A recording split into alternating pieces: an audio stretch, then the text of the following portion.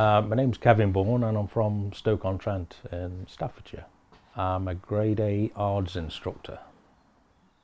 This is Alfred and he's a Jaguar XJ6 and we've still retained some of its original features, although it is highly modified, as you can see.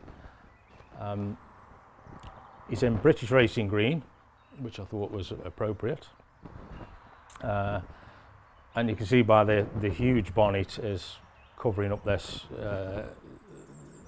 this immense engine what's underneath it. And you can see we've got some sponsors on there, and these were selected sponsors due to their products, really, because everything on the car has to be perfect, and we are putting it through the most extreme environments that these sponsors' products can actually get. So we're very proud to have these guys on board.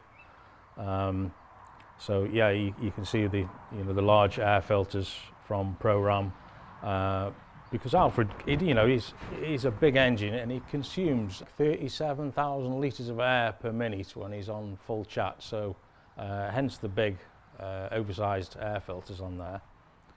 Again, the cooling system from another great company, Coolex. They designed the whole cooling system, which Alfred needs, because he can get a little bit warm when he's running.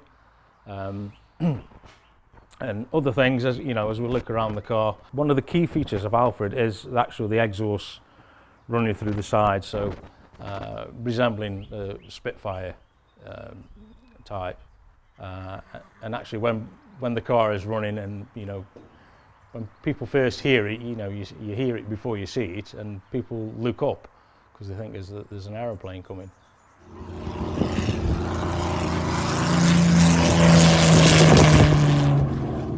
When we very first drove the car, I mean, it kind of left the workshop because we can't road test it at all. We took it up to Elvington Airfield in Yorkshire, and we set off down the side of the runway so we could make our first run. So obviously the very first time, I'm driving it, and I'm hearing everything and I'm listening to what's going on, and I'm settled in. It's quite happy with it, and we up the side of the track there is like 50 miles an hour speed limit signs, and so we're just trying to keep to that. So the car's on tick over, and I glanced over at the speedo, and it's reading 72 miles an hour on tick over. So that put a really big smile on my face. And then we set off down the runway, and I can feel the rear suspensions. It's too hard. It's juddering around a little bit, but it feels safe and I can carry on. So not wanting to blow this engine up, I didn't really know what was going to happen to the engine at all, so we kind of gradually increased the revs on it. And at 2,200 RPM, the car was doing 137 miles an hour, and so I was really happy with that. But we did have a few problems along the way. The idea came for the car one Friday night in our local pub with one of my best mates, Mark, and we were just reminiscing about racing days, because he used to come with me and that, and we would we talk about different things, and then obviously speed gets into it, and then the conversation just went on. How fast do you think we could get one of these to go? And then we're on the phones googling like speed records and stuff for Jags, and then Bonneville crept into the conversation, and that was it. The stone was set, kind of thing, and it kind of just snowballed from there. But we needed a bigger engine. The engine alone was 2 years, I think, from its first concept to getting it up and running. And I think the whole project probably took about 7 years, because obviously I can't just spend that amount of time constantly building that car, but because I have all the jobs to do.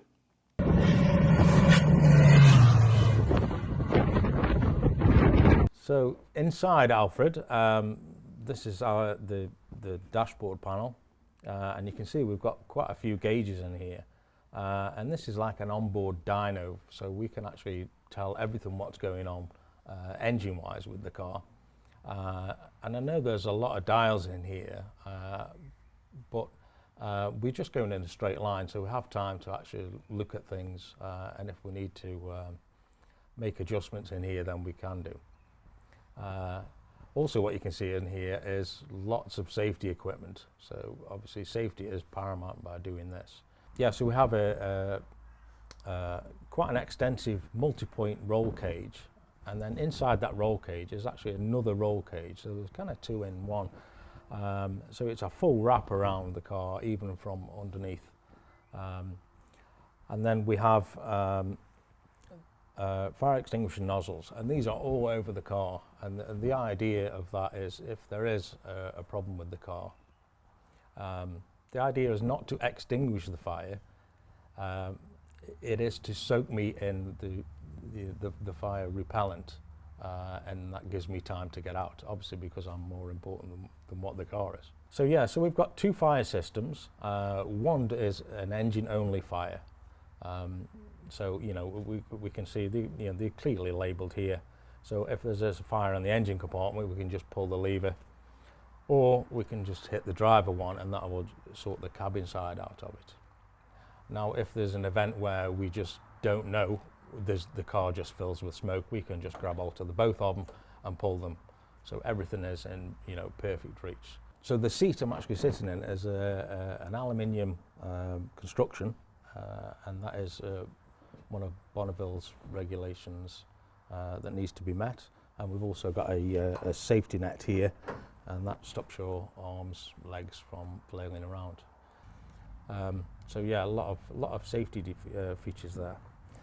The red box you can see here is actually a 10mm steel plate, and that is if there's any problems with gearbox blowing up issues or flywheel and clutch disintegrating, then these are going to protect my legs and obviously body parts as well. So yeah, so the lever up here is a parachute release handle.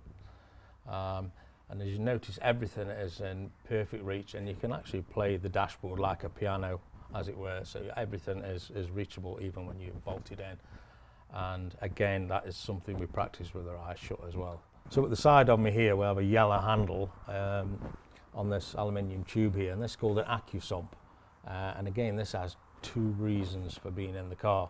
But the main one is actually starting the car, because it's such a big engine. And we need to get that oil around the car before we actually start it up. So this helps preserve the longevity of the engine.